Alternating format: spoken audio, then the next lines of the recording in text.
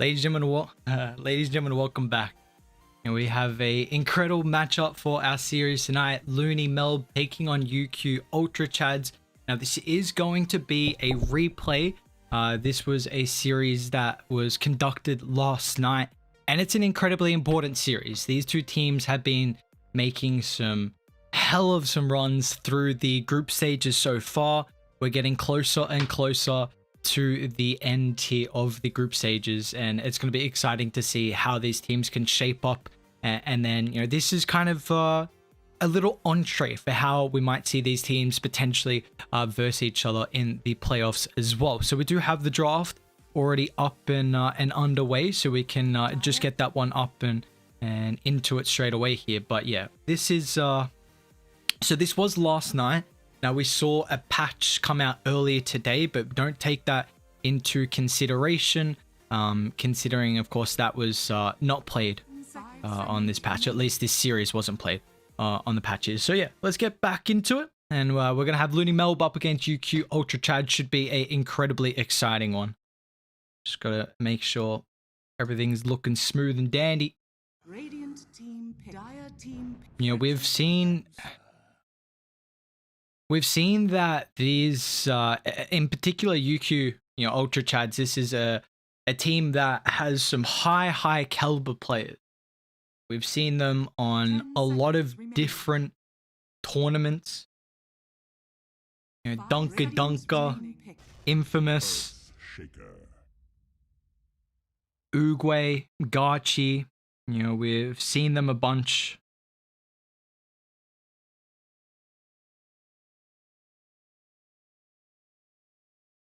But they go for the Centaur Earthshaker. 10 seconds remaining. This is going to be an interesting one. Remaining. With the Faceless Void as well, we don't see many Faceless Void. I'm very intrigued on the reasoning for going for a Faceless Void here.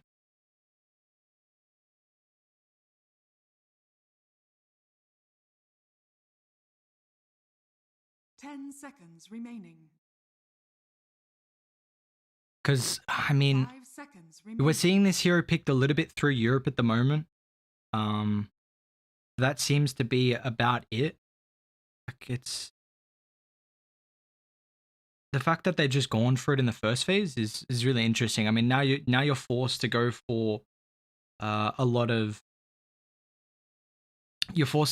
damage to dump inside the chrono, and they don't really have that at the moment, which is a little scary. Like, the Centaur Earthshaker is not going to do a great role, and now with the with the Phantom Lancer getting picked up too, like, how are they really going to be able to deal with this hero? Like, you don't have the greatest illusion clear.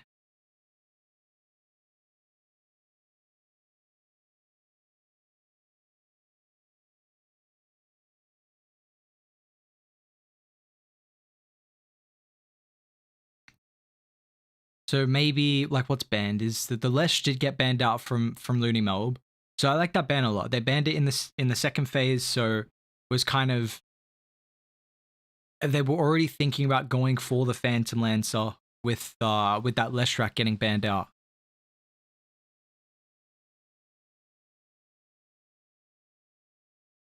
Dire But they've team got some really long, strong lane practice. combos. Radiant team You know, it's an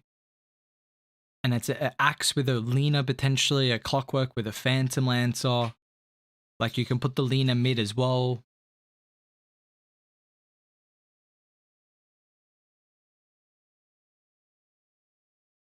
With the Wind Ranger, 10 okay. seconds remaining. Probably could have been a. I wonder how the Wind Ranger is going to fit. I think at least. I mean, now you have to go for a 4-star for this game, and I feel like it's not one of the greatest heroes against the Phantom Lancer. Like, you can never really focus fire the real one. You kind of are forced to go for Mjolnir, but even then, like, that doesn't seem like it's enough to, because you don't have the attack speed to get the procs constantly. Remaining. 5 seconds And remaining. a Wind Ranger is someone who doesn't want to have heroes like on top of you, like an Axe, like a Clockwork, you know, Phantom Lancer as well, running you down. So The lane matchup versus the laner, if the laner does go mid, is going to be pretty decent for the Wind Ranger. You're able to make a lot of rotations as well early. Like, that's the solid thing about UQ's draft, is that you've got like a Wind Ranger Earthshaker to move around the map. You have to have a lineup that can make a lot of space here for Faceless Void. And I guess the Wind Ranger will provide you a little bit of damage in the Chronosphere as well. That's a big thing they're kind of needing at the moment, because the Centaur Earthshaker doesn't have that capability. But I feel like 5 seconds remaining. they're looking for, I believe, a position 5 here for UQ now in the 23rd pick. They need a really good laning support. Dire team pick. Someone who can purge off his Oracle Band. It might be too defensive though. Like, they need a way to purge off the Battle Hunger, because I feel like Void's lane's really rough. Our world devourer. I don't know. This is quite the draft from LoonyMelb. But if anyone can do it, Garchi can do it on the Void. It's a tricky matchup here. At least they got this AA combo now, like massive team fight. Ancient Apparition Earthshaker is a combo we've seen through the entire time zone of Dota. So this is going to be at least exciting to see how UQ can. They have multiple ways to initiate a big team fight, but I feel like the fights are going to be really awkward.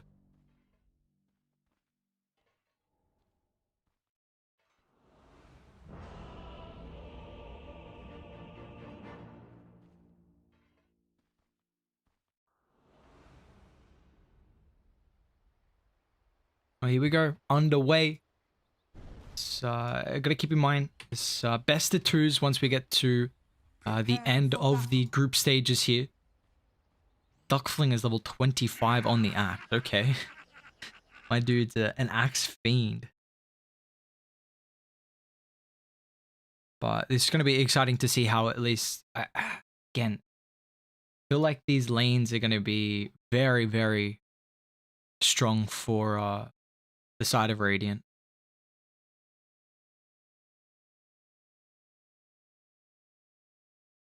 Like an axe with a Lena. Lena's even got headdress. Okay. Interesting. I guess they're just anticipating an immense amount of harassment coming out. But you don't really see like a headdress that early on. It's definitely not. What's the stats now? 2 HP regens, nice.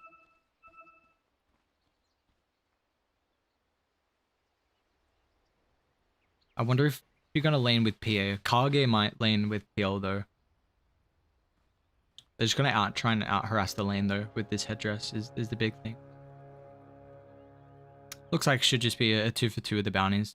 Guy we're thinking about sweeping on down, but Radiant aren't even positioned there at the moment here. Yeah, there we go. 2 for 2. So in this mid matchup, OD versus the Wind Ranger. I actually don't think the OD is. I mean, late game, I really don't like OD in this matchup at all. Like against anyone that has some built-in evasion, you never feel too strong versing. You know, we might see. He's already got this Meteor Hammer queued up for the OD, so it's not going to go into that. Your right-click build or the build we used to see on the Outward Devourer a very long time ago. But this is still going to be like that early Meteor Hammer rush is something where they're going to really trying to take objectives early. And I kind of like it as well because you don't have any ways to take these towers. Like you have a Phantom Lancer as a 1 who needs a lot of space. An Axe is not going to be able to take objectives at all. So going for this Meteor Hammer gives you some way to get early objectives, and that's something that the Faceless Void doesn't really want to play into because you've got a big ultimate cooldown. And this is a tricky lane for Garchi though. I mean, you see he's had to bring out a double set of Tangos. Even Pondos has got a double set of Tangos as well. So they're just going to have to kind of play around for the regen in this lane to try and stay afloat. You even see a Selv is coming through. He's going 1, so yeah, it's all out just try and survive the lane. That's all you can really do for a Faceless Void. I mean, an Ancient Apparition, it's not the strongest laner as well. You can kind of harass a little bit like with the Chilling Touch, but I mean, it's going to get to a stage where like Duckflinger would just be pulling the wave, and then they can dive the tower of the Faceless Void there with that easy aggression. And OD can even move over as well if he goes to early media, but down bot, Pio. Gonna end up falling. Dunker and Infamous gonna pick up the first blood here. Just all right clicks from the Centaur is enough. It's a big kill to be able to find here from Dire. And you do see that, honestly, I really like the Centaur matchup versus the Phantom Lancer.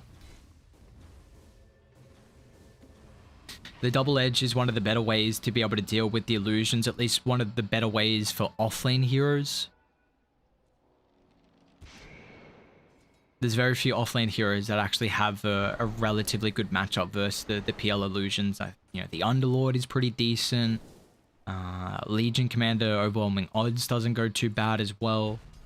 Radiant's courier has been killed. But there's not many options that you have, so I'm intrigued to see how Dunker wants to itemize as well. If he goes for the Hood this game, there is a lot of magical damage. You got that Sanities, you got of course the Lena, but you know, Crimson is also one of the big X factors of being able to minimize a lot of the damage output that the Phantom Lancer will have.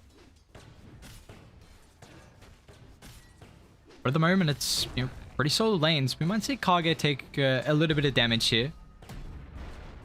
He does have that Wind Lace though, and with the 2 points in the battery assault, does make it very awkward for UQ to be able to mess around with here. But he time walks into the stun, can't you? Gonna take actually a decent amount of damage here. That Duckflinger knows that Time Walk's on cooldown, so he can just continue harassing, hoping for a couple spins as well. Unfortunately, it's not gonna get too lucky there, so Gachi can retreat back to safety of the tower. We are constantly seeing though that it is again the battle of the nutrition. Can they keep up in the resources?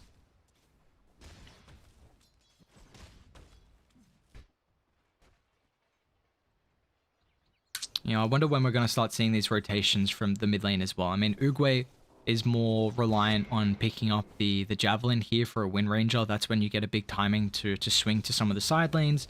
And then, you know, we could see the bot lane, Dunker. In trouble here if Kage can keep on top of him with the battery assault, but he's unable to do so through that little slither there. The illusion, unfortunately, blocking out Kage. And this is another person who's been playing in some you know, different tournaments throughout OCE. You know, like I was highlighting with Dire, you know, I've seen them in pools a little bit. You know, Gachi as well through OEDL. Uguay as well, I've seen through a couple of different tournaments. But yeah, Kage he's been on some teams in OEDL, so he's definitely got that experience and at least has been in the scene for a little bit. So, and as a position 5, how much, you know, of that experience and that knowledge can he bring the team? Because this is a team that's been looking solid. And it's top lane. Gachi wasn't able to get as aggressive as he was hoping, thanks to the Light Strike Ray.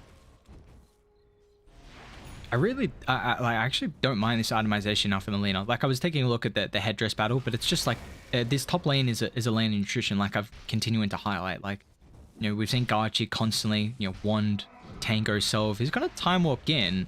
But now he's committed. He could be in trouble if Duckflinger gets lucky here with the spins. Got a heavy amount of one charges to play with his Gachi. He's going to turn now with the Cold Feet finding the proc. They will trade 1-for-1. But the fact that Faceless Void is able to get out of that with his life, unless you find the Light Strike Ray, but off the mark there, unfortunately. He's going to go in now, Gachi. Can he win this? One's on cooldown, Gachi. The instant all chat as well. You hate to see it. That's a big kill to be able to pick up there. And the fact that Gachi would have been pretty happy with getting the kill over on the axe and then kind of feeding away his life is something you don't want to see. Interesting use of Uguay's Focus Fire as well. I don't mind that actually, just completely zoning him out for what, 20 seconds, which is like a full wave. He might go bot with the haste though. They've got a nice creep wave pushed under the tower. Dunker's going to help out as well. They should prioritize killing off the creeps, I think, here, so they can continue with the dive with their creeps now going under the tower. And yeah, PL's in trouble. Doppelganger away. Dunk is still falling low. They know the real Phantom Lancer. He was trying to juke and jive with his own illusions, but he's going to get caught out now with the cogs as well. But Uruguay is able to find that power shot. Dunk is still an awkward positioning here for the Censor, but the Fissure is going to give him that space, and it's an Ice Shackle from Uruguay onto 2. He's still got the power shot that he can dish out here, but the damage, I don't think it's there at the moment.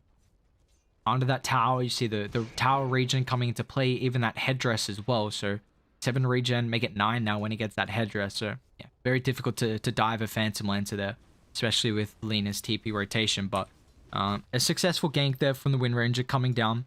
And meanwhile, you take a look, like Infamous is getting some solo experience mid. Is this the Meteor Hammer picked up from OD? It is coming out on the corridor. Maybe it's a decent timing. I want to see him go top instantly though. Like you need to pressure that top tower.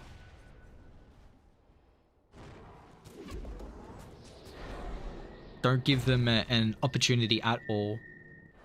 Thinking about it now, so this OD was last pick, right? Yeah, last pick.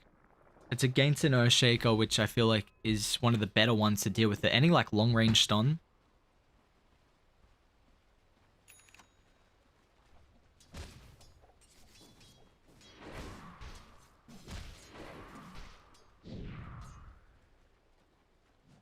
DD. Uruguay. Oh, he's in a awkward positioning. Sets up now for the Meteor, and Uruguay is going to be his demise there, baited by the double damage rune. It does leave top now in a solo lane. His axe is going to end up falling as well for Dockflinger. Second death of the game, and honestly, a lane was expecting to go a lot better.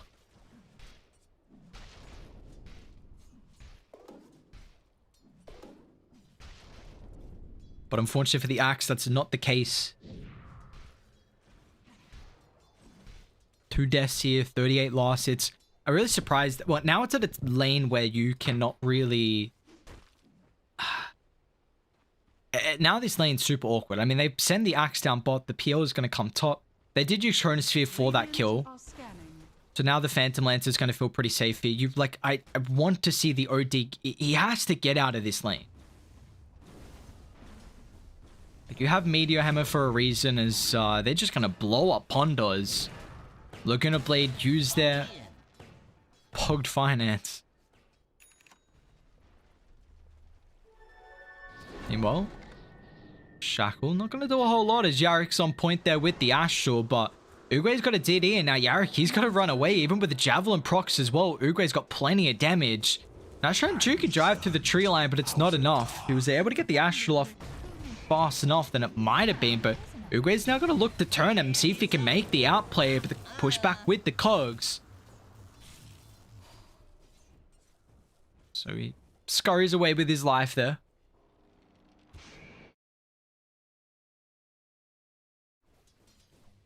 But that's still a big kill for you to be able to find. Getting that one out onto the OD, who's going back to mid, I will add. So I really wonder how this game ends up faring, because I mean, the Phantom Lancer is like Faceless Void. This is not what I was expecting. I mean, Gachi is an incredible player, and Dire have like a lot of high skill players as well, but I don't think that top lane should nearly go as well as it did.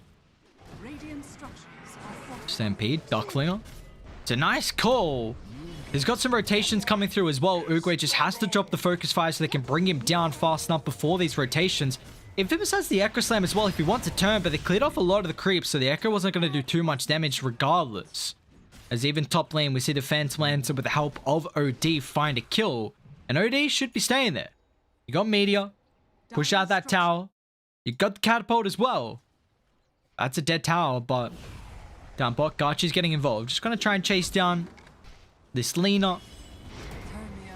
Rotation's still coming through. It's going to be Duckflinger, but maybe with the phase movement speed, he can get on top of the creep wave for a big call there, but no, that's not the case.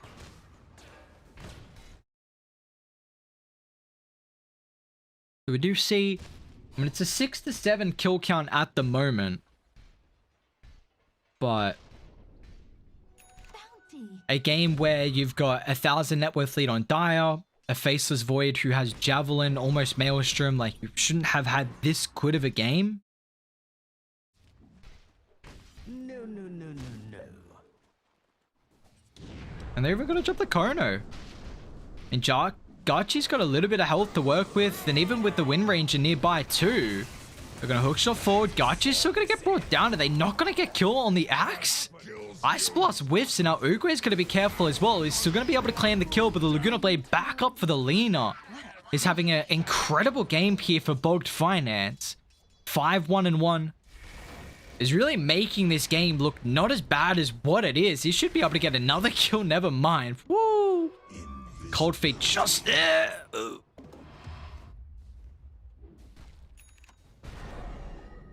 Infamous is level 8. If he drops Echo, can they turn with TPs?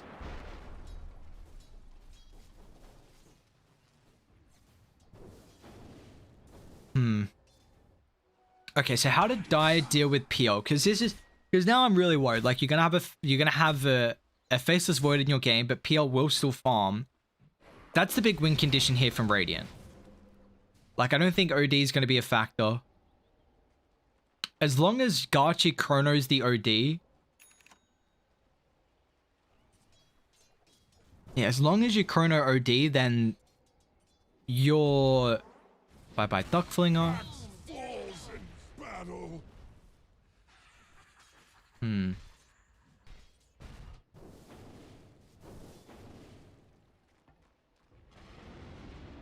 he's going to get a little bit of damage on the tower now. They need 4? Bogged Finance, goodbye. Hopefully someone goes mid as well now after the kill to defend that tower.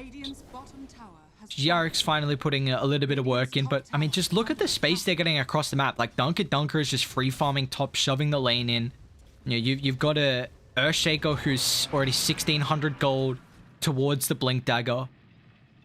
Whereas you take a look at Radiant, like this axe is like nowhere near his Blink. I was meant to have this. And now they're even going to try and set up on mid. Great ward dropped on the backline. They've got the Chrono up in 25, so I wouldn't be surprised if we actually see Gachi think about making a movement towards mid so he can have some impact through a team fight. Well, that's a long-range Astral. Pondos. Ice Blast on point. Gachi might actually look to turn now, but the Chronosphere still on cooldown. Adai's still swinging over. Infamous thinking about it with the Blink still yet to be picked up. You lose Gachi, but you do get that tier 1 tower mid, so unfortunately... Gonna pay with his life there.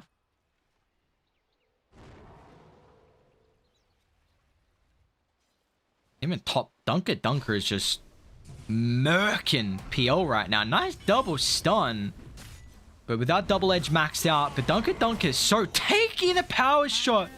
Uguay finds it. They're gonna get a second kill as well as Dark Flinger. Continuing to get further and further away from the Blink. I say that. There's no way he survives, right? What the? He cancelled the TP! No, he's going back in! You were alive! Oh, he gets a kill! Okay, Dark Flinger, no way! Ashul? They dropped the Chrono. Gachi is able to find the OD. Wind Ranger actually runs inside the Chronosphere, but it's not going to matter. Now with the Stampede, they're able to dive deep underneath the T2 tower. What a mess of a fight! Uguay gets a triple. Axe could have stayed alive. He cancelled the TP. Cut one head off. And he still ended up losing his life there. This is going to be double Blink timing. What a wonky game we have.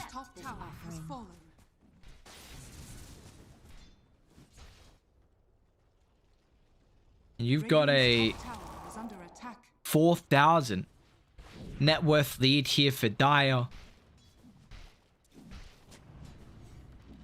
Gachi's Faceless Voids, always something to fear. Pretty cool set too.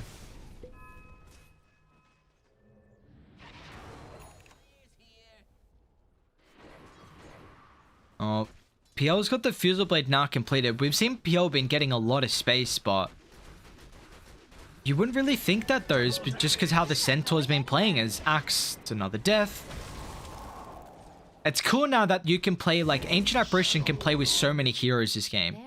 You got Chrono to set up, you got Shackle, you got Fissure / Echo Slam, you got Centaur Hoof Stomp. And that onto, like, a Lina, a Clockwork, even an Axe as well isn't that tanky, Infamous.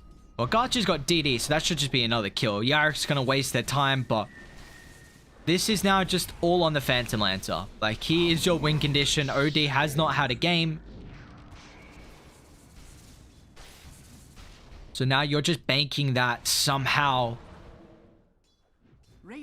some way is... Donker got blink, he does. Another death. I mean, exactly what I was saying. Yeah, that was the help of the fissure, but I think that's a kill nonetheless without it. What's the probability? I would probably say about 83%. 83? We want to go 83? Yeah, let's go 83. Oh, 94. This is just UQ too strong, honestly. They are a crazy, crazy good team.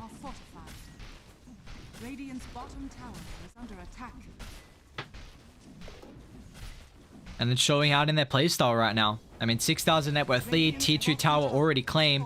And they want to find up top as well. Infamous Fissure gets the connection. Oh, you hate to see it.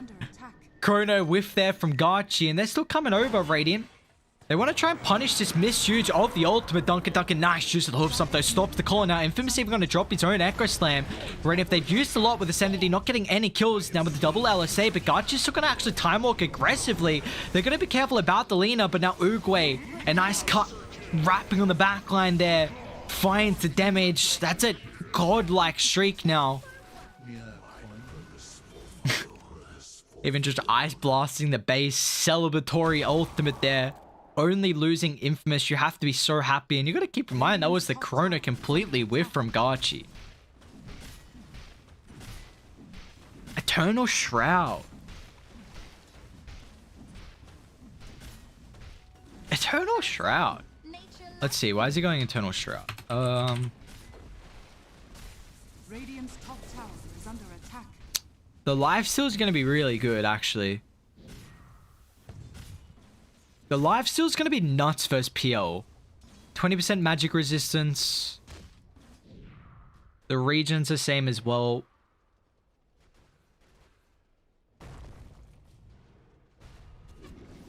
Oh, mid lane, who have they found? Nice hook shot in. PL's able to get the doppelganger away. Now with the double LSA, they're all grouped up inside the cogs. This is going to be a great fight for Radiant as they get the kill on Uguay. 639 gold's going to get wasted. Even in the Ancient Apparition chopped off at the head. That's enough gold now for the Blink Duck Flinger. And all of a sudden, 3 kills like that gives a little bit of breathing room for the side of LoonyMelb. I'm still trying to think about this Eternal Shroud. How much does the pipe give you? What's the absorption?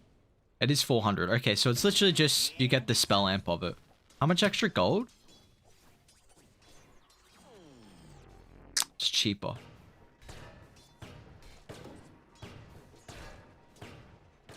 But you do get the aura too. And 10% magic resistance. Kage. It's going to get brought down. Another nice kill for Garchi. 5-3 and 10. It's actually Pondo's that picks that one up. But Darkflare's going to try and reveal the blink here. Dunk it. Nice use of the hoof stomp now with the chain lockdown that they were able to provide. A couple lucky bashes as well. Axe unable to get the cull there.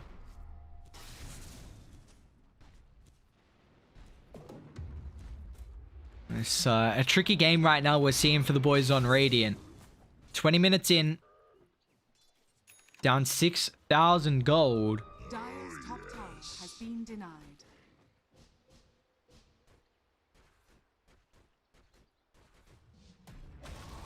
Oh, I hear an Ice Blast. PO? I believe he dodged that one out. Nice use of the Phantom Lancer abilities. Cold Feet proc's gonna come. They've got another round of the Hoof Stomp as well, but the LSA from Bog Finance is enough to be able to keep the Phantom Lancer alive. It is! Radiant once again!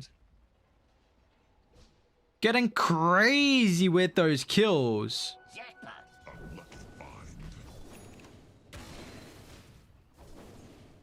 You love to see it.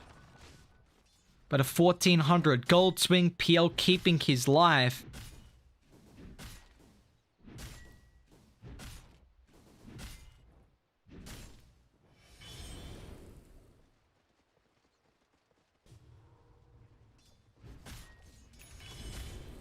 And now it's just back to farming. Back to farming we go. PL's now got the Sunken Yasha. Going for the heart. We're going to see that Aghanim shard from the Phantom Lancer too. And this is a pretty busted shard. We've seen this one. Yeah, he's gone for the Spirit Lance cooldown as well. 4 seconds. Oh boy. Oh boy, oh boy. It is crazy. He's even got the Imclaw. Okay. Like, PL's keeping up in net worth now. The only issue is that the rest of the cores are not. PL, they got the Chrono. They're going to get it off in the nick of time. And now there should be a dead Phantom Lancer. Not fast enough with his own fingers of the Doppelganger Radiant. They still got some reinforcements nearby. No, but the ultimate's on cooldown. Nice use of the blink. But it looks like Kage, he revealed himself. He's got the hook shot. Gets a little bit of distance here.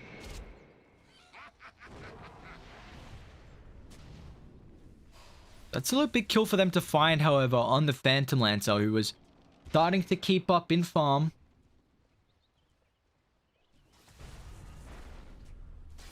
I like this. If that's, yeah, if he's going Ags, I really like that. The time lock proc. And it also has...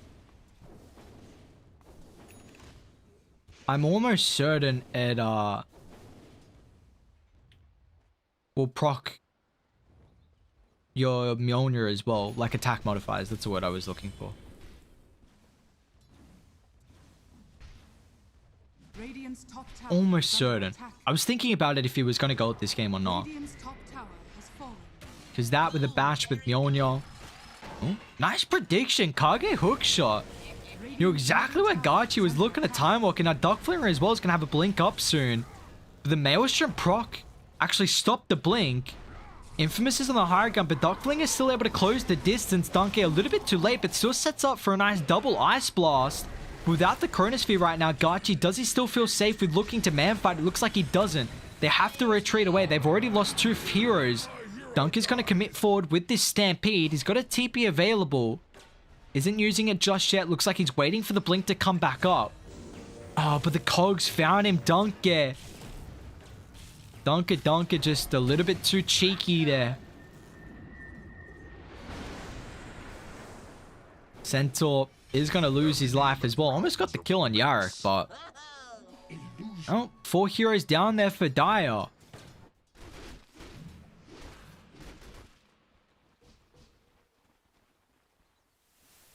I missed the fight rate. Crap. I wanted to see... Middle tower is under attack. They should stay up for so much longer. Or you should be able to hover over somewhere, like in like a minute after it disappears or something. Has Gachi committed any more? No, he's thinking about BKB. Was meant to have this.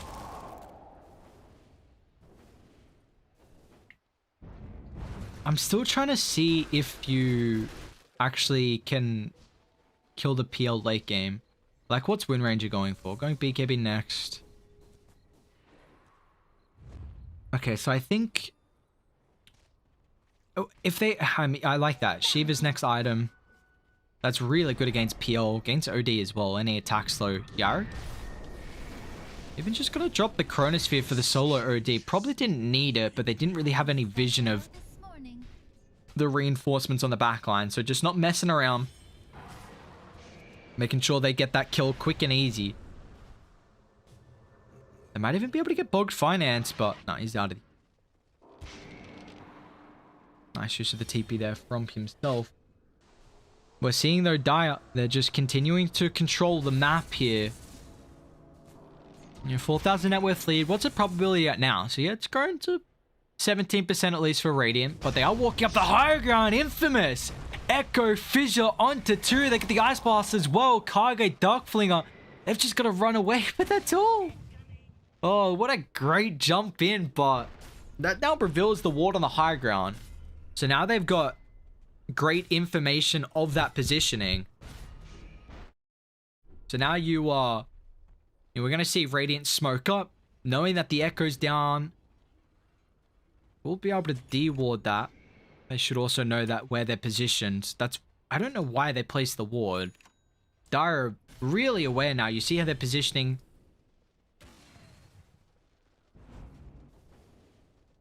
making sure that they're not going to get caught out, but Smoke's gonna pop on this high ground observer ward. Hey, where'd I go? I don't have that vision now. Roshan, that's the next big objective for either team. Gonna see that one really come into play. And it's off.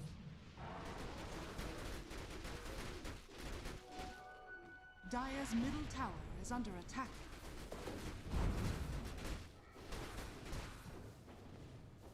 How long till they got abilities back up? Echo in 50, Chrono in 40. He's got that Aghanims. Radiant PL, that's a big kill if they can find it. Stampede to be able to close the distance, not even really required with the fissure locking him in after the doppel away. And now that's into Roche they go. They didn't have to commit too many big ultimates for that one. Mainly just the Stampede, and unfortunately it looks like Radiant, they're going to have to give this one up. You don't really want to see a PL buying back for it. If you buy back and die again, that could just be it.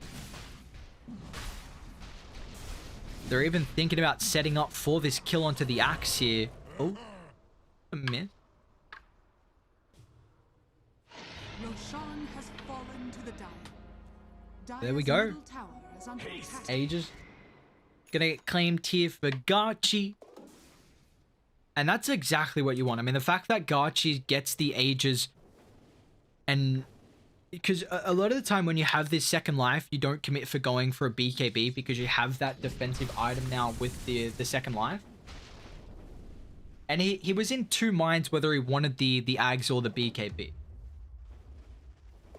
Dire's bottom tower is under attack. But now he's going to be pretty happy with Radiant's middle tower is having under that attack. one available.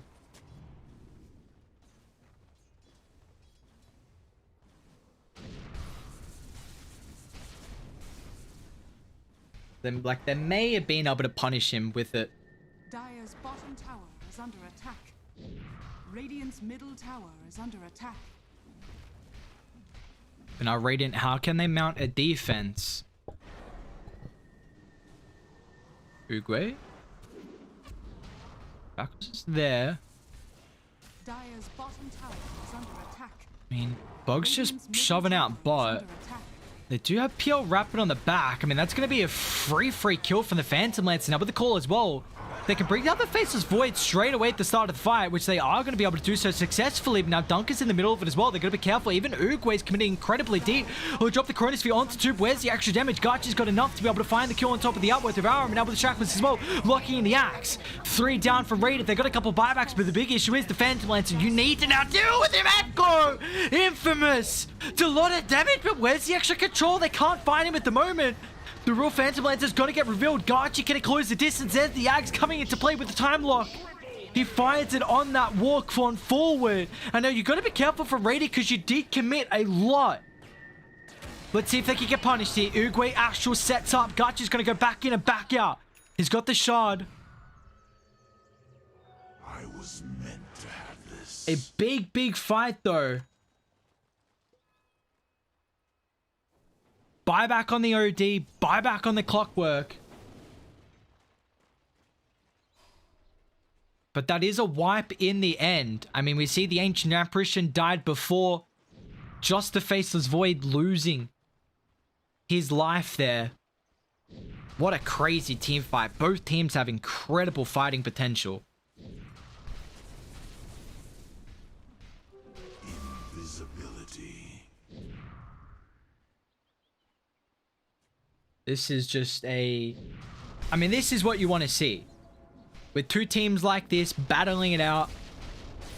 The fact that they are just looking as strong as what they are, and Radiant, you know, keeping up in this game.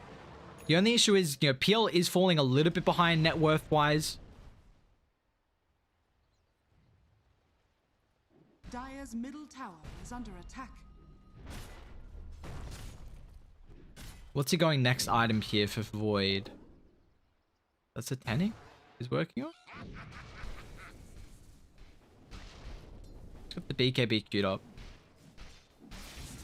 When did he pick up Morbid Mask? I don't remember.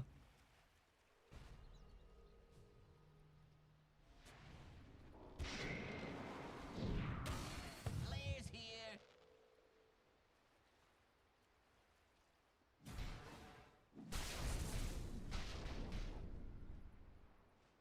But a game like this, it's just, you know, it does still come down to who can get the jump. Like, Radiant have that strong potential.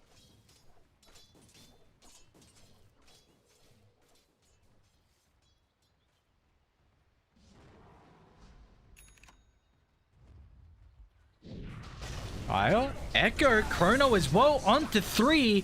Iceball's going to push on forward here. Radiant, they lose to Phantom Lancer. He doesn't have a buyback now with the clockwork as well. Kage, he's going to get caught out. You're going to keep in mind, Radiant, they bought back previously. It's a nice LSA. He's going to reset them. Duck Fling, a nice call on 2. Blade Bell, he needs some spins. He doesn't really get many, though. Gachi's in and out thanks to the shard. They're going to try and look to reset. Radiant, you can't go this far out.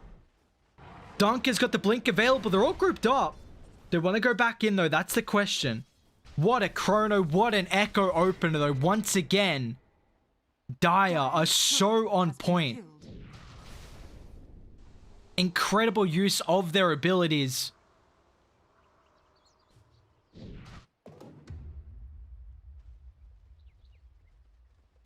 This is getting out of hand here. I mean, they're not going to be able to punish that no buyback Phantom Lancer. Lucky that they're able to do enough damage, but you see, it's just Radiant.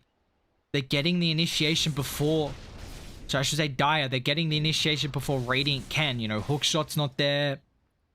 Blink on Axe, unfortunately, is not either. Does it have a proc? I'm trying to... Let's see if it gets the Maelstrom proc. Time. I think it does. I mean, you right-click so fast afterwards.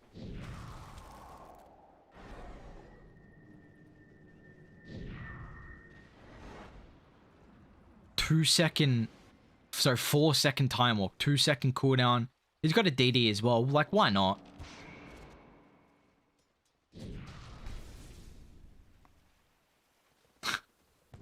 Why not just have a DD?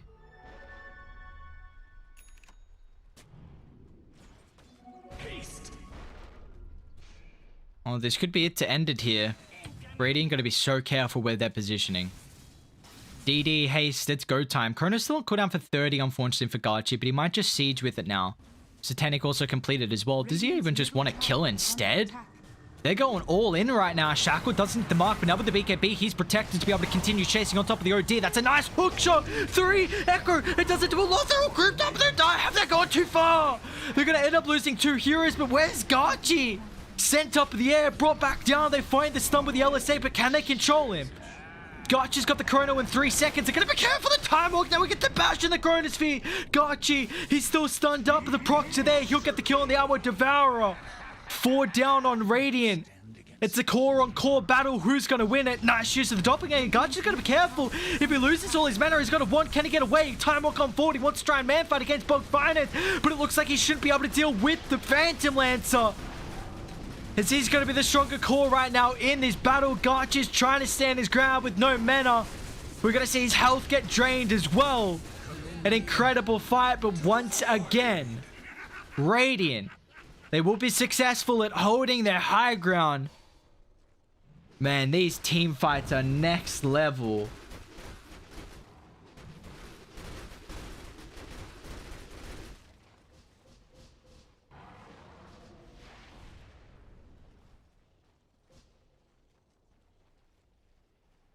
$5,000 net worth lead now. All that hard work could be lost.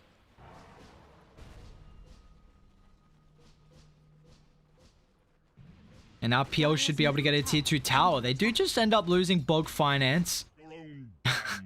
A nice fissure to claim it.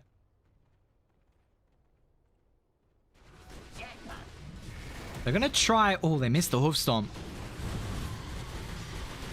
PL still in trouble though. Shackles is on the mark. They found the real Phantom Lancer. Doppel up. He's going to try and bait with the illusion, but they deal with that. Now with the Stampede, they find the real one. Wow, that's a big kill. PL getting way too antsy there. He thought he was going to be able to get a tier 2 for free, but nope. Great play from Dire, even without the Faceless Void.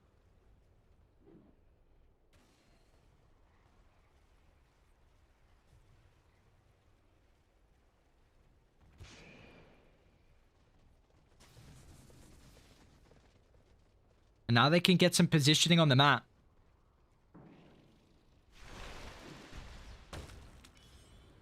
They can move up, control the triangle camp. That's the name of the game here for UQ. Because the Aegis is up and available here. Is that a Radiance I saw? I swear I saw a Radiance burn on Roche. What am I missing?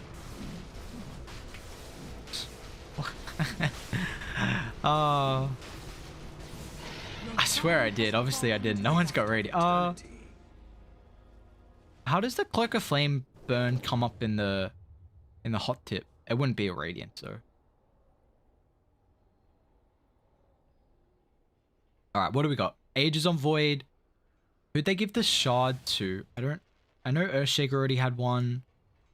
I think AA already had one as well. So they gave it to the Centaur. That's crazy. Oh, Gachi with the Heist Blast! Not again. Gachi. 2-man Chronos after 2-man Chronos. Radiant, can they play around with the buybacks now? Uguay straight on top of the backline, but the Shackles is on the mark. They're not going to be able to push him away with the Psychic Headband. Radiant, they need to rely on the buybacks, but maybe they need to try and rely on protecting the Phantom Lance. Now with the Echo Slam, they got the chain lockdown as well. PL is got a buyback. It's all or nothing right now for Radiant. Nice, use the Time Walk. He's able to get some distance from Gachi, pushing on forward here. Where's the control? That's all the buybacks now used. It's now the Phantom Lance's last hope. The high ground defense is going to be strong with the Shard. See, it's difficult for them to do so. But Duffland can't commit on forward. Donkey, he's got the counter initiation with his own hoof stomp. Gachi, nice use of the Tenic as well. Straight on top of the upward Devourer. He just has no game to play. And neither does the rest of LoonyMelb. So they have to tap out of this game one. 39-minute victory for the side of Dire. And UQ, it wasn't an issue of the Phantom Lancer in the late game. They're able to deal with him. And that they did so. A strong performance from them. That's a big map to take as well. You now got this game advantage in the best of two. And now you're looking to continue on with your momentum. UQ, solid game one performance.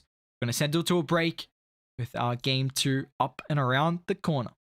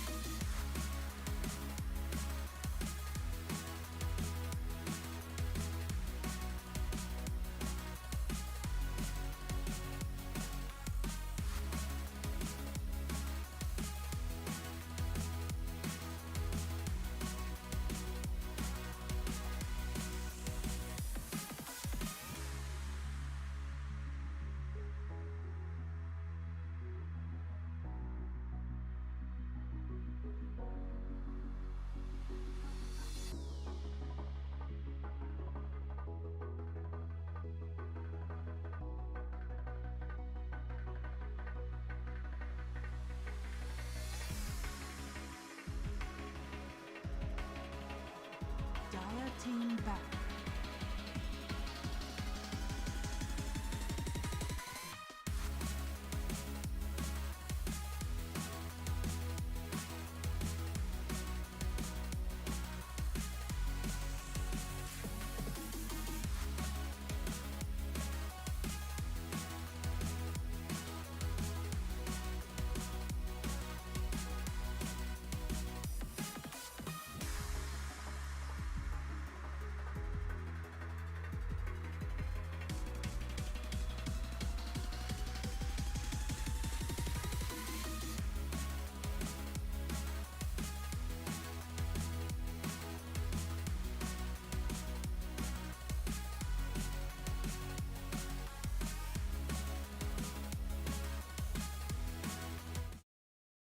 Ladies and gentlemen, welcome back. We've got our second games draft underway here between LoonyMelb and UQU Ultra Chads. We're going to see once again Radiant LoonyMelb team putting pick. priority on the clockwork, and what do you know? If you have a performance like that on the Faceless Void, let's see it again. And that will be the case here for Gachi Gachi. I know I said Gachi Gachi twice. It's just like, you know, you got Donka Donka. Why not say Gachi Gachi twice as well?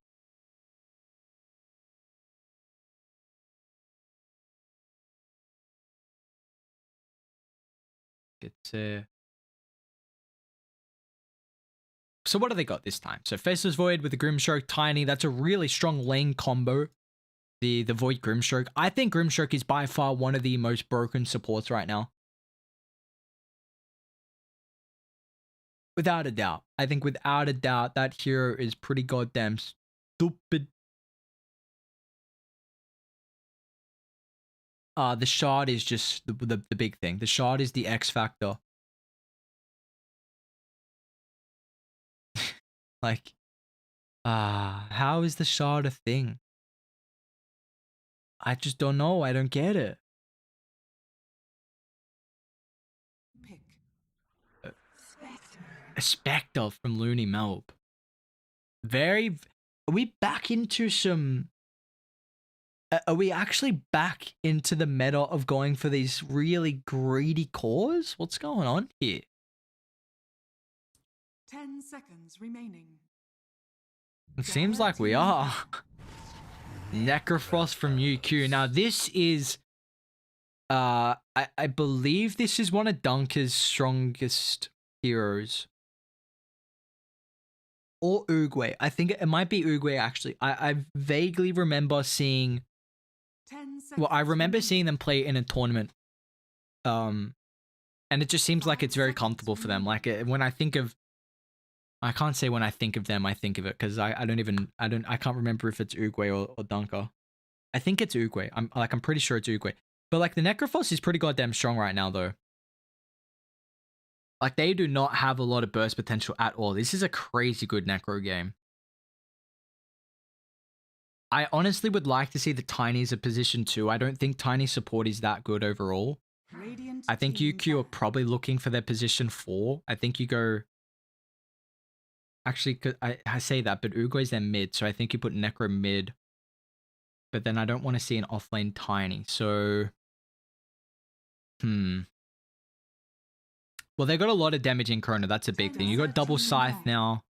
They banned Storm, so they think this is an offlane Necro, which I probably wouldn't be surprised. Like offlane Necro against Spectre seems great if it's a Clockwork 5, which it is. Like LoonyMelb have solid lanes, but 10 seconds like remaining. Necro is just gonna absolutely tear apart. Like you have to now be worried about a 5 lot of seconds magic burst. remaining. You know, Pugna's gone. Lena could be another pick here. You know, we saw Bogged Finance have a pretty solid Lena game in the previous. And maybe Yarick can have a similar performance as well.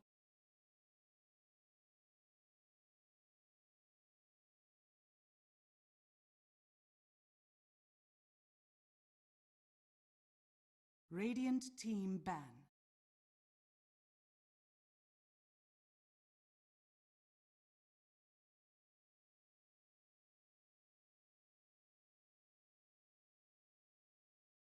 What do they ban up? Yeah, they ban the Lena. I thought so. I'm like, yeah, what are we going to see? More than likely that'll be the one to get taken care of. 5 seconds remaining.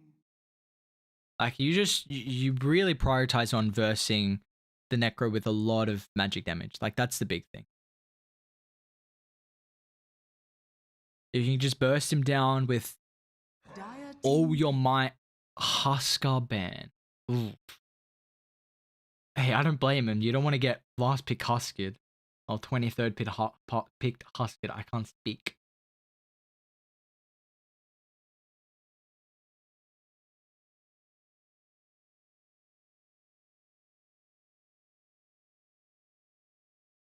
All right, so what do they go for here? Remaining. I do think it's a yeah, I think you go 4. You need a melee 4 with the Necro. Radiant team pick. No, it's not. Choose your hero.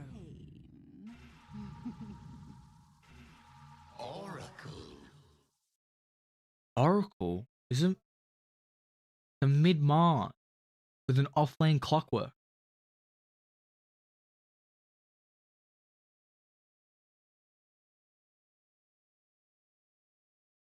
So they, okay, so they do have that melee 4. At least we were right with the melee 4, but I think Tiny support is not the strongest right now, and I think if you actually play Tiny as a core with the Faceless Void, you can scale really well, because you have the Aghanims for the Corona, which I think is pretty goddamn nutty. Like, you actually do so much damage.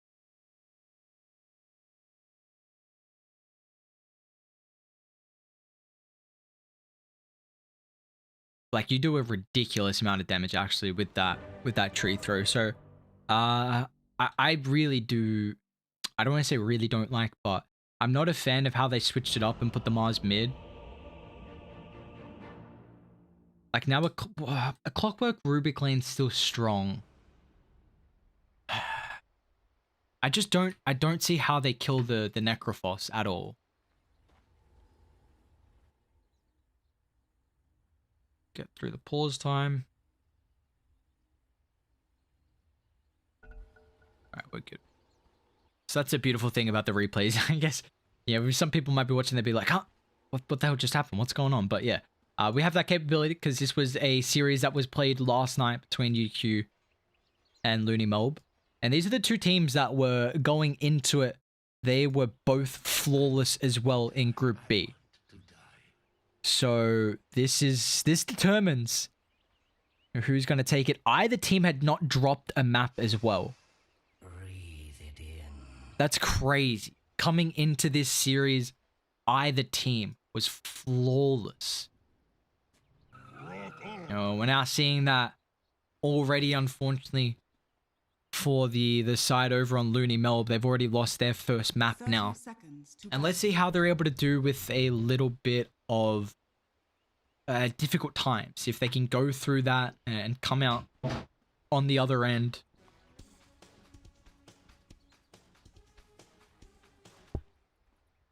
The one thing I like about the mid-Mars is that it does provide you at least some way to deal with the Queen of Pain lockdown-wise. But I think your Spectre Oracle lane's really weak. The battle begins. And I don't think the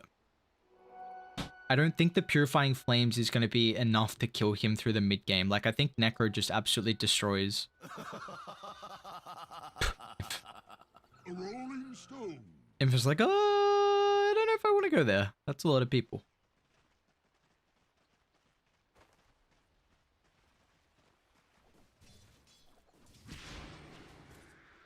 So we'll see. This will be... Love the all chat with these teams. Obviously, they play each other a lot in pubs as well. Around the same skill level, so... And now we get to see them go head to head, and Infamous is looking to put a lot of emphasis actually on playing mid. No.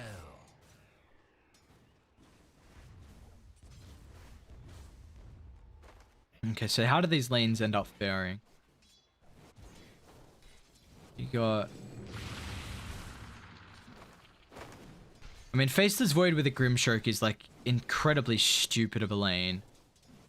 Any person you can lane the Grimstroke with that has like a built-in mobility to gap close is really, really good. And I wonder if we're actually going to start seeing a little bit more Faceless Void just because of the fact that his has a gap close mechanic, and a lot of gap closers got nerfed, as we're going to see. I mean, Bulk Finance. They've already used both the abilities on Dial. They don't have their level 2s just yet. If they waited till they had their level 2s, but it's just a harassment. Like Rubik keeps his life. He's on Headdress again, which I find interesting.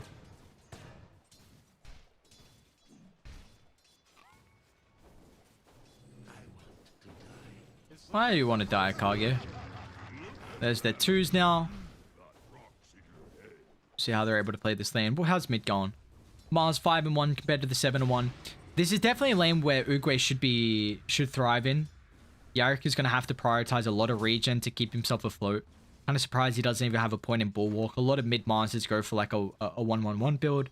just because the value, and you get a lot more levels mid as well, so you can go for that value point. And then bot, well, this is kind of to be expected, and honestly, I don't know why you last picked the Oracle, because the Oracle, you don't have anyone really to play with in this game as well. Like, there's no one like a Leshrac, like a Death Prophet, like a Huskar. No one that you really thrive with that false promise. You know, it's not the strongest laning support as well. You really need to pair Oracle with, I think, someone who is a much better laner than the Spectre. But maybe they just go for... Maybe they just wanted like an immense amount of sustain. Top lane. Rip loses his life, and Darkflinger as well is just going to take a lot of damage here. Got battery salt, so he'll be okay.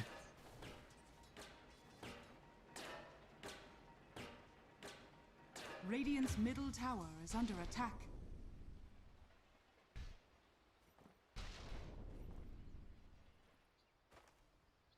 I do get that kill on the Mars mid though, Yark. Radiant's middle tower End up is under losing his attack. life there, unfortunately. Add another to the tally.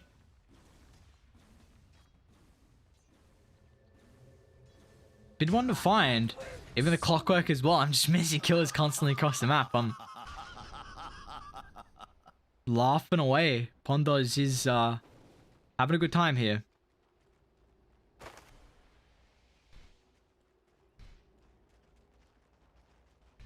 Whew. What's Dunker saying wheel to? I don't know. We've got to keep an eye on mid. Is toss back. Mars. Well, they got 3 points in Shadow Strike. That's where a lot of the damage is going to come through.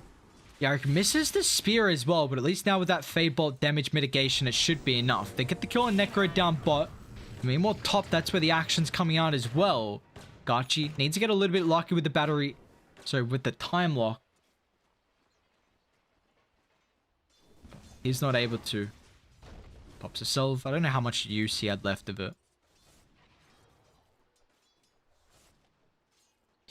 How'd they get the kill on the Necro? I really wish... I want to see that again. They've got a 2,000 net worth lead already.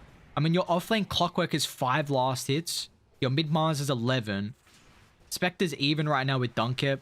But I think that's solely because you got that kill on the Necro before, as Pondos is going to lose his life. Now they're going to look to dive. Toss back. Dunker's still got 2 points up in the pulse, and that's going to be up and available in a couple seconds as well if they want to continue diving. Dire have Glyph if they want to use it, so this will be enabled. You got to be careful how long you want to continue chasing for. That is the question.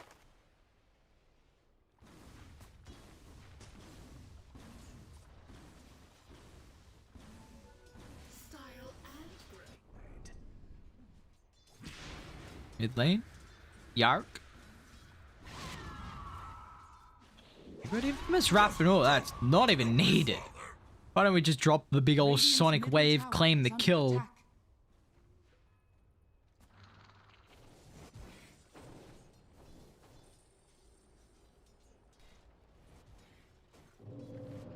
And that is a big one to be able to find there in top.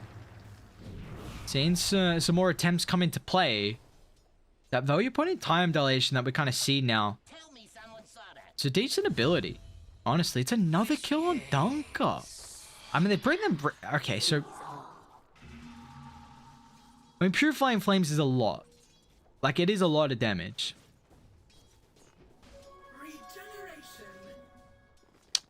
Regeneration. Pondos as well, just getting a kill on Darkflinger.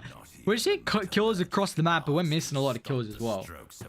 It's just like back to either lane. You know, kill off the kill, but... It's like, nah, you Dire's ain't middle gonna tower catch any of is the under kill. attack. I don't think I've ever missed this many kills, honestly. Usually that's one thing I'm pretty solid on. Top, we ain't gonna miss this one. Bondos, not again. Incoming. Oh, nice Dukes. It's open Gachi. Gachi's really close to level 6. Needs one more creep to actually get it. Unfortunately, Pondos is not going to have that Chronosphere potential there, as Gachi committed with the Time Walk, and now he's in big trouble. Creeps chasing him, heroes chasing him. and they will run into him. Time Walk's up in 5 seconds. Yarrick needs to commit with a spear. Otherwise, Time Walk's going to be up really, really soon. They'll drop the arena, and Gachi will just turn. Distance now with a Time Walk. If he wants to TP out, but the telekinesis is back and available. Now Pondos is back and alive as well. As Gachi, look at the space. Mid tower, they had to pop Glyph. I mean, that's about to fall. Oh boy. Steal your face. You hate to see it. You really, really do hate to see it. Uguay's got ulti, Dunker's got ulti. They're trying for the Necrophos, but this time, with Infamous coming over, Dunker's going to be fine.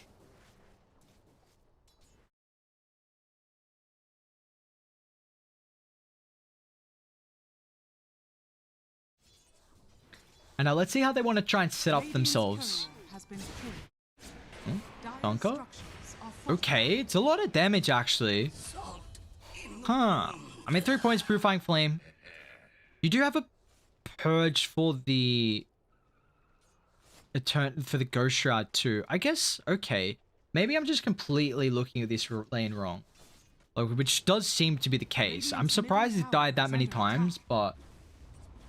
Radiant's middle tower has fallen. Very nicely done there.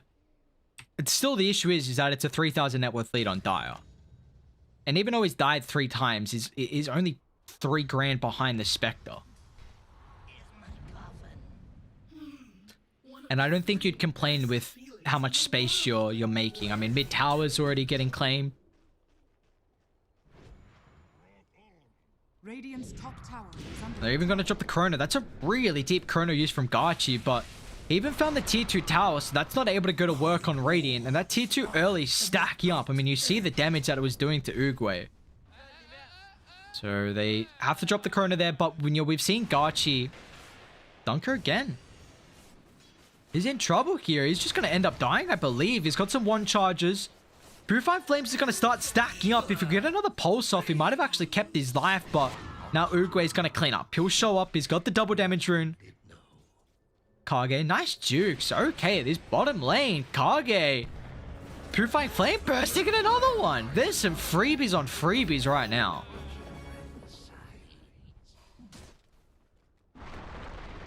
Even Infamous is coming over. Only level 4 on the Tiny, so it doesn't have that burst potential.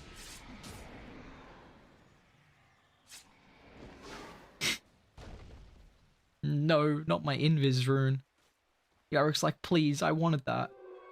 Invisibility. Radiant's top tower is under attack.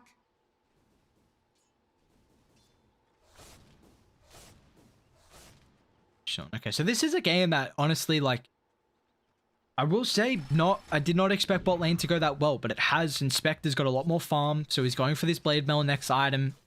It doesn't max up the dispersion just yet, but we will see that pretty shortly. I really like the skill build he's gone regardless. It's enabled him to win that. Oh, yeah, well, I'd say win the lane without a doubt. But mid's the awkward one. I mean, Mars does not have a lot of gold at all. 3 deaths, 18 last hits. Holy. I mean, this Mars is now like a position 3.5. Top lane.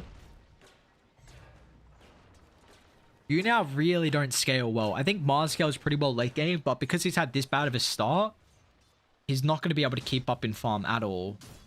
He's going Yule's first item too, which really doesn't help your farm too much.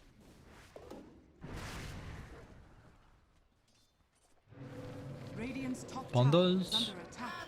Looks back up in a couple seconds. If you can use the creeps to body block. They should have the angle now. They're going pretty deep for the kill. The Cogs is also not available, so Duckflinger without any abilities can't follow on forward with the hook shot. It was not meant. Dire's top tower is under attack.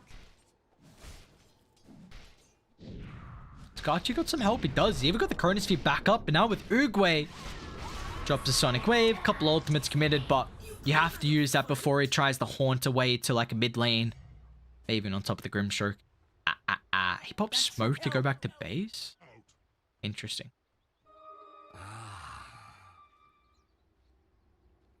Radiant structures are fortified. But all in all, Radiant's bottom tower is under attack. looking good for the boys here on Dire. 5,000 net worth lead. I mean, even though the kill count's 7 and 7, Jesus, this net worth lead is through the roof. I mean, the supports are even more farm than their counterpart in the Radiant's supports. bottom tower has fallen.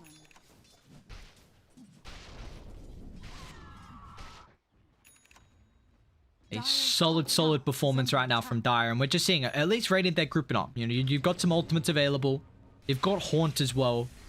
So constantly we're going to see that Radiant are going to play like a 4 and 1 on the map. This is just the constant thing. You never want the Spectre playing with the boys. Dire's top tower is under attack.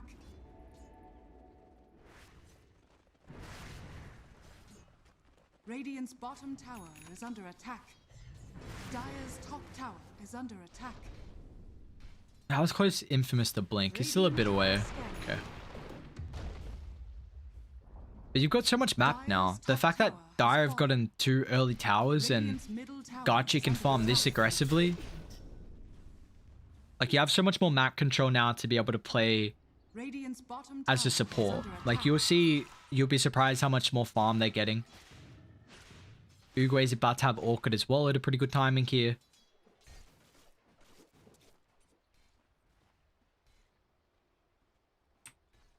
But it's just a 3-man gank train.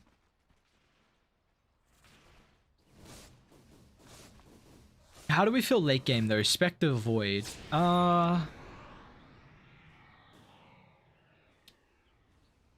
Radiant's The middle good thing tower about the is under Void is attack. that you don't have a, like, you're not a blink hero.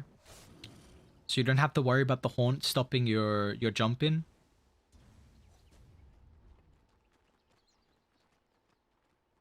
Dire And honestly, there's not many outstanding. heroes that care. The Tiny does, but like Spectre doesn't care about. Sorry, Necro doesn't care about getting jumped like that. Well, not by one hero like the Spectre, Radiant's bottom tower is under attack. because you can get abilities off instantly. Like Grimstroke's not gonna like it. Pop as the game goes on won't like it either, but for now it doesn't care until there's like an Abyssal Blade on the Spectre. Radiant structures are fortified. But I guess we're talking late game, so how do we feel about it late? This is a hard kill. He's got Hood. I actually don't think you killed Dunker. Under attack. He hasn't used the Ghost Shroud just yet with the heals, but now they're going to look to turn. That's a massive Sonic Wave, but they still lose their own Queen of Pain. Been able to Soulbind, double use of the Scythe, and a great Chrono from Gachi. They stole the Sonic Wave, but it's not going to matter. Gachi will lock his attention onto the support, and Infamous will find the second support as well. It is a 5-man wipe. And only losing the Queen of Pain there is going to see that Dire. You know, I was going to say, like, Dunker. Yeah, that's not a person you want to initiate on. Radiant's middle tower He's pretty is under goddamn attack. hard to bring down. And when you get a double Reaper Scythe use with the Soulbind, and that should be almost enough gold now for Infamous's Blink Dagger. Radiant's middle tower has fallen. Alright, now what do we feel the probability is this game? Because it's got to be like, well, last game we thought it was 83, I think. Was it around this stage? But they did not have a 9,000 lead that game.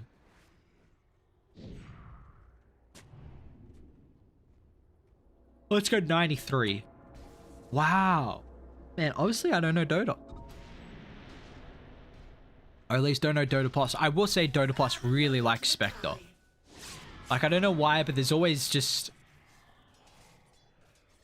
heroes that Dota Plus likes. Nice use the telekinesis, but he's on the higher ground there, Uguay.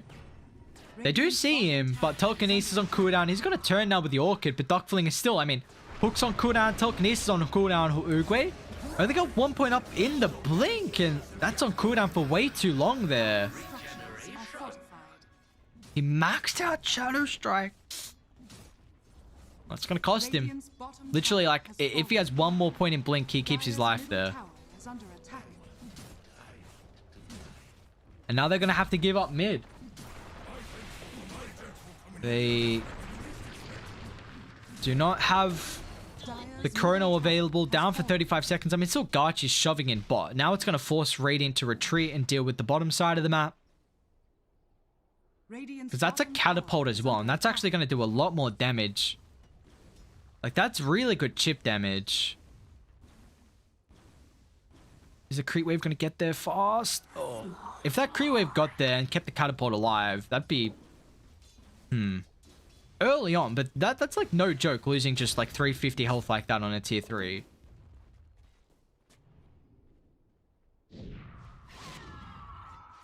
Radiant's top tower is under attack. Hookshot, Garchi.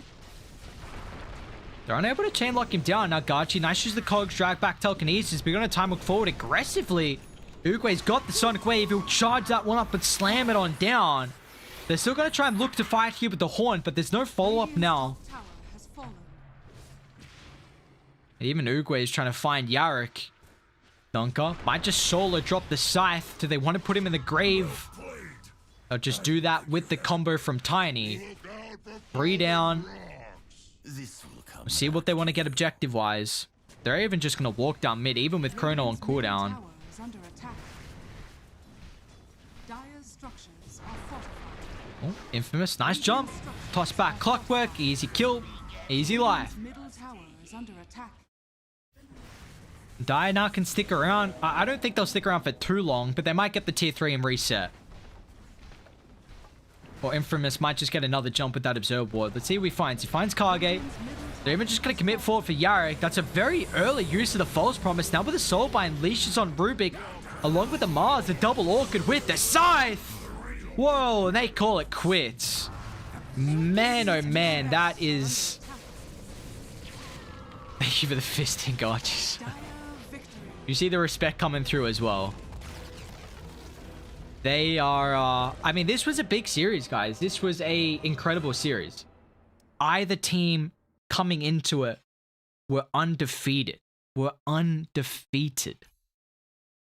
But UQU Ultra Chads just looking like, yeah, they really are the Ultra Chads, aren't they? They really, really are just the big boy Chads here. The team that cannot be defeated. And now that's going to be it for us tonight here. We do have to give a big shout out to the sponsors, of course, before we do say goodbye. Chuck up my face real quick again. How we doing, guys? But AOC, best viewing experience. AOC is a global leader in monitor display technology. For more than 50 years, AOC have delivered an exceptional viewing experience to millions of loyal customers worldwide. Today, the company offers a wide selection of stylish monitors for home, office, or gaming. And then we have Chatime Australia for some fresh iced tea. Try the new range at your local store today. Chatime is the fastest growing iced tea franchise in Australia. There are over 120 Chatime tea breweries with a commitment to quality ingredients and mix-ins and a flair for innovative flavor combinations to brew nothing but the best teas. Indomie, feed your game. Try out any of their flavors today. Indomie noodles are made from carefully selected ingredients, the best quality flour and fresh spices from the natural resources of Indonesia, giving it a unique and delicious taste. As a result of Indomie's success, their range has expanded to 14 different products. And then lastly, we have Rig What It Takes. Rig develops headsets, delivering superior audio for competitive gamers and streamers at all levels. Join the Rig team and enhance your gaming experience. And with that being said, guys, that is it for us tonight. A beautiful replay we got to see of these two teams in Group B who were flawless before the end of today. But we see just in the end, UQU Ultra Chads, they're just on another level, it looks like. They're going to end up finishing the group stage undefeated. How incredible of a run that is. I mean, they are just, they're honestly the team to look out for. They are just on another level. I mean, LoonyMelb is still going to come in second place, it looks like, for Group B. So we might actually just chuck up the this one real quick so you guys can all see. Yeah, so you see that. I mean, right now, with how the scoreboard's looking, we might even zoom in a little bit too. Does that mess it up too much? No, it doesn't matter too much. So, yeah, this is... I believe Group A still has some series to play with, at least how the points are looking, because UQU have 21 points and they played 8 and they've only played 4. So it looks like Radiant looks like Group A are missing a lot of series at the moment. But yeah, Group B, we're going to see that UQ Ultra Chads 7-0. That is a incredible performance from them. I believe the bye counts actually. I believe the buys counted in there, but the fact that they went flawless right now is just it just really shows how dominant they are. And honestly, props to LoonyMelb as well. We see LoonyMelb's up at the top, UQU Esports as well. This is a team that have been, you know, contesting back-to-back grand finals previously, potentially different roster. I haven't yet actually cast them. I don't know even if Elite's still there, but they've had a roster consistently through the seasons of the Australian University League. And yeah, with that being said, guys, that's going to be it for us tonight.